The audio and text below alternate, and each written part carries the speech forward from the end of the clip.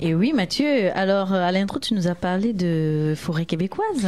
Et oui, il y a eu quelque chose de très important pour la forêt québécoise, puisqu'après 2 ans de négociations, 9 organismes environnementaux, dont Greenpeace et Nature Québec, ont conclu un accord historique, selon elle, avec l'Association des produits forestiers du Canada, qui représente 21 compagnies forestières et papetières, telles que Cascade, qui est très connue ici, ou Abitibi-Bowater, dont on a beaucoup parlé à Radio Centre-Ville. Abitibi. Pour protéger les 2/3 des forêts d'intérêt commercial canadiennes.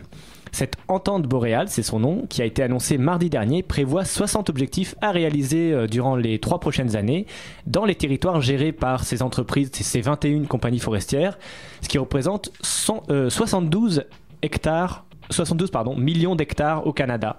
Énormément d'espace.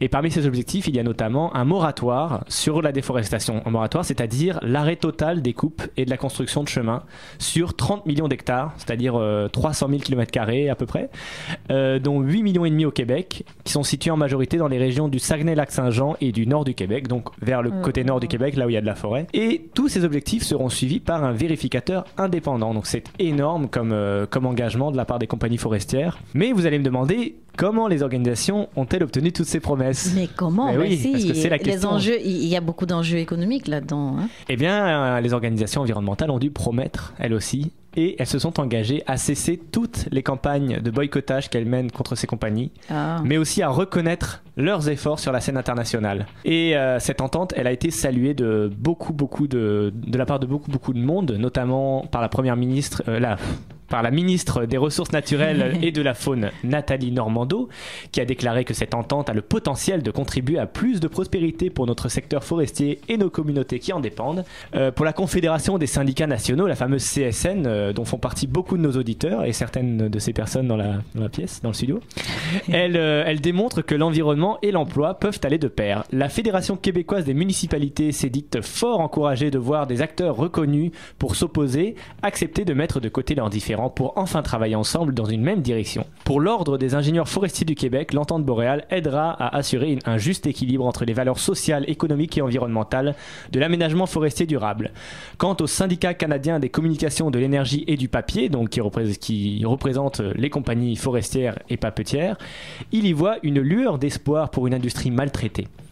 Le problème de cette entente, c'est qu'elle ne concerne pas toutes les compagnies forestières, puisque toutes les compagnies forestières ne font pas partie de l'association des compagnies forestières et papetières. Et certaines grosses industries comme Domtar et Norbord, qui exploitent beaucoup au Québec, pourront continuer à exploiter de grands espaces qui ne sont pas concernés par cette entente.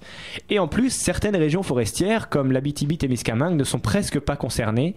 Et un des opposants à ce projet les plus brillants est l'Action boréale en Abitibi-Témiscamingue, justement, fondée par Richard Desjardins. Et dans une entrevue à la presse, le célèbre chanteur québécois, a dit regretter que ces négociations aient été menées sans aucune consultation avec les groupes locaux, les autochtones et même le gouvernement provincial. Et il a traité Greenpeace de Walmart écologique.